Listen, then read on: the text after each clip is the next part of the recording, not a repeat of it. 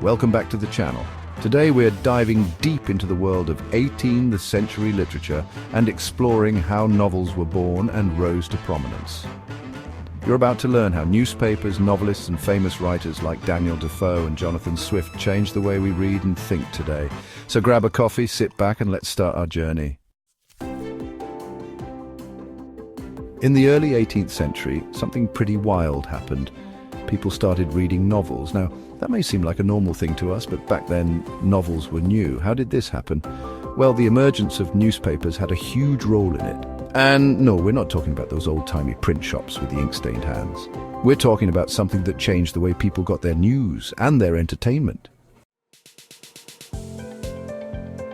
Let's start with the rise of newspapers. In the 1700s, newspapers became super important, especially for the middle class, and no, they didn't just report the weather or the latest fashion trends. Though that did come later, they tackled politics, culture and society. Enter Joseph Addison and his groundbreaking paper, The Tatler, 1709. This was one of the first newspapers that became a must-read for the educated middle class. Then came The Spectator in 1711, which took over from The Tatler and continued to provide political and social commentary, along with a slice of culture. And what's interesting is that these publications weren't just for men, they were for everyone, including women who had free time and wanted stories about life beyond the home. Now imagine you're living in this exciting, rapidly changing world, and you've got your hands on a novel. These were stories about people like you, middle-class folks living regular lives, but through the lens of fiction. Unlike plays, which were more structured, novels could dive deep into society, politics, and even emotions. They were way more personal. Suddenly everyone wanted to read these novels, and it was no longer just the elite. Books were becoming more accessible, and more writers emerged to meet the demand. And guess what? Women were reading novels too because they had free time, and let's face it, they wanted a little excitement outside their homes. Let's get to the heavy hitters, the legends of 18th century literature. These writers not only shaped the novel as a genre, but also became the cornerstone of Western literature. First up, Defoe. Born in 1660 in London, Defoe was not just a writer, he was a journalist and businessman. His life was a whirlwind of political writings, newspapers, and, let's not forget, a little bit of prison time.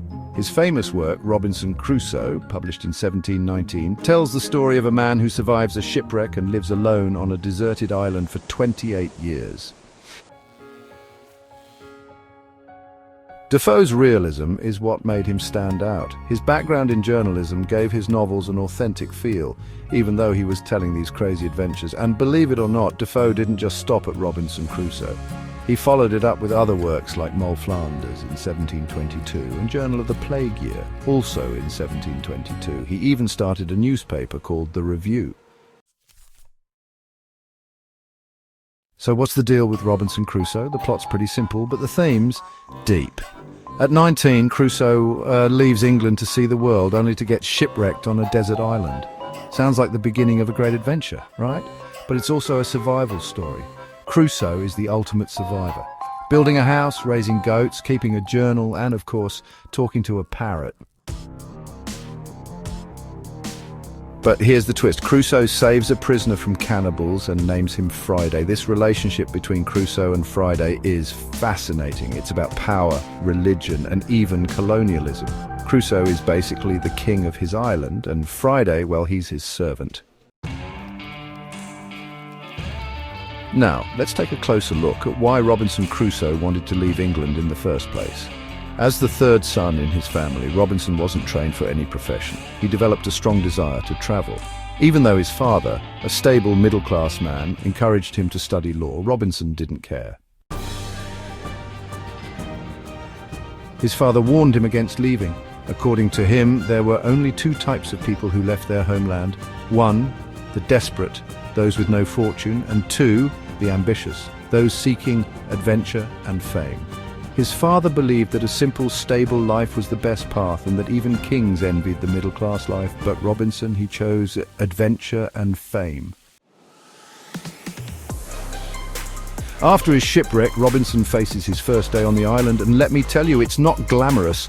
Robinson is terrified of wild animals and hostile people. His first instinct is to build a shelter, maybe a cave or a tent.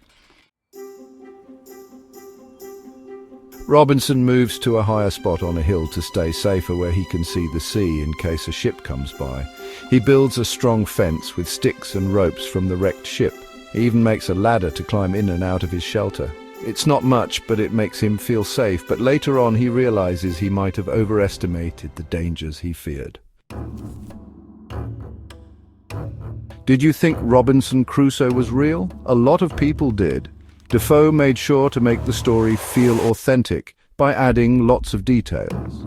He based the character of Crusoe on the real-life story of Alexander Selkirk, a sailor who spent 5 years alone on an island. Next up, let's talk about Jonathan Swift, the king of satire. Born in Dublin in 1667, Swift wasn't just a writer, he was a political critic, a minister, and of course a satirist. His most famous work, Gulliver's Travels, published in 1726, is a masterpiece that mocks human nature and society in a way that still resonates today. Gulliver's Travels is the story of Lemuel Gulliver, a surgeon who goes on 4 crazy voyages to strange lands. The first is to Lilliput, a land of tiny people. Then Gulliver ends up in Brobdingnag, a place of giants. Next, he visits Laputa, a floating island obsessed with useless science. And finally, he reaches the land of the Houyhnhnms, where horses are more rational than humans. Swift wasn't just telling a funny story, he was making a point. He was critiquing politics, human nature, and even the obsession with science over practical problems. All right, picture this. You've got a bunch of scientists, well, kind of living in a place called the Academy of Legardo. These guys are working on some really weird projects, like they should have been focused on real problems, but nope, they're too busy wasting time on bizarre ideas. Gulliver meets 6 of these genius inventors working on one, the sunbeam extractor. One guy spends 8 years trying to squeeze sunlight out of cucumbers to sell it to the governor's garden. Yup, that's real.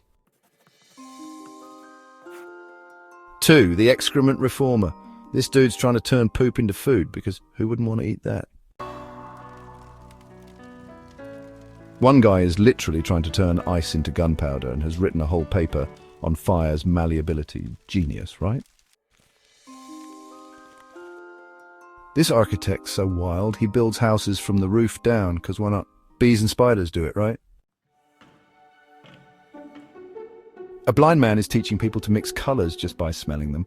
Spoiler, it doesn't go well.